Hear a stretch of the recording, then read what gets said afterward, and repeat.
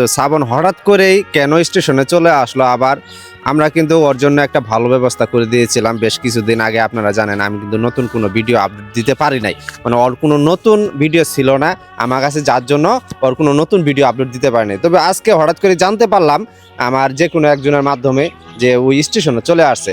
আমরা কিন্তু ওর জন্য আমারে কিন্তু অনেকেই অনেক মেসেজ দিয়েছেন, কল দিয়েছেন। আমি বলতে পারি নাই যে আসলে ওকে আমরা যে ব্যবস্থাটা করে দিয়েছিলাম আমাদের ইউএনও উপজেলায় প্রশাসনের মাধ্যমে, আমরা কিন্তু ওকে জামালপুর জেলার যে সংশোধনাগার কেন্দ্রে আসছিল ওই কেন্দ্রেতে কিন্তু আমরা রেখে আসছিলাম, এবং ওই কিন্তু পুরো 2 মাস কিন্তু ওখানে ছিল। তো 2 মাস থেকে ওর কি অভিজ্ঞতা হয়েছে আর ওখান থেকে কেন চলে আসলো, কারোর অনুমতিবিহীন নাকি কারোর অনুমতি নিয়ে আসছে, সেটাই আমরা আজকে জানতে চাইবো। বাট চলে আসেন।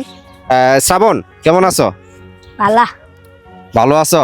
আজকে আমি দেখতে পারলাম তুমি হঠাৎ করে স্টেশন, মানে কেন আসছো এটা একটু আমাদেরকে যদি দর্শকদেরকে একটু বলতে। এদিকে তাকাও শ্রাবণ, একটু কষ্ট করে বলো। আমার যেদিনকে চিমখানে নিছে না, হ্যাঁ, ওদিনকে আবার ওন থেকে একতলাতে শুরু করে ঘর একবার 5 তলা পর্যন্ত ছিল। হ্যাঁ, ওনে থাকতাম। সমাজসেবা অফিসার, তারপর ছিল আমাদের ইসলামপুর উপজেলার ইউএনও অফিসার মিলে সবাই মিলে একসাথে বসে ওকে সিদ্ধান্ত নেওয়া হয়েছিল যে ওই জামালপুর সংশোধনাগার কেন্দ্রে থাকবে। তো আমরা ভাবছিলাম যে ওখান থেকে হয়তো বা ভালো কিছু হতে পারবে, যার জন্য কিন্তু ওকে রাখিয়ে আসছিলাম। পরে আজকে জানতে পারলাম যে ওই স্টেশনে চলে আসছে। তো দর্শক বন্ধুরা, তুমি যে চলে আসলা ওখান থেকে কি তুমি কাউকে বলে আসছিলা? হ্যাঁ, বলে আসছিলা? মানে আমার মা যায় নিয়ে আই পড়ছে একবারের লাইগা।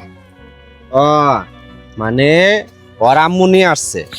তোমার আম্মু নিয়ে আসছে? তোমার আব্বু গেছিল? আপু যায় নাই। ওর আব্বু যায় না, ওর আম্মু নিয়ে এসে পড়ছে, মানে লিখিত দিয়ে আসছিল? হ্যাঁ, লিখিত দিয়ে আসছে। লাইগা পরে মানে আইন জিজিনকে থইছে না, হ্যাঁ, এর 1-2 মাস পরে যায় নিয়ে পড়ছে। 2 মাস পরে যায় নিয়ে আসছে। আমি কিন্তু আরেকটা যে ভিডিও দেখতে পারলাম, মানে ভিডিওটা ছবি ফুটেজ দেখতে পাচ্ছি আমাদের ইসলামপুরের যে ইউএনও মহোদয়, এটা তোমার সাথে উনি কবে দেখা করছিল? এনে যে মঙ্গলবারে নাকি ঈদের কয়দিন আগে? তাও ঈদের 4-5 দিন আগে। ঈদের 4-5 দিন আগেও কিন্তু সে আসছিল জামালপুর সংশোধনাগার কেন্দ্রে। তো এখন আবার সে আসলে যার চলাফেরা অভ্যাস স্টেশনে সে কি আর কি ভালো কিছু ডিজার্ভ করেন, হ্যাঁ, যার জন্য হয়তো বা চলে আসছে। তো এখন যে তুমি আবার স্টেশনে চলে আসলা, তোমার আম্মু যে নিয়ে আসলো, তুমি আবার চলে আসলা কেন? ভাল লাগে না, খালি আমার পিতার কথা মনে পড়ে। মানে ওই কুকুর ছাড়া কোনোভাবেই থাকতে পারতেছে না।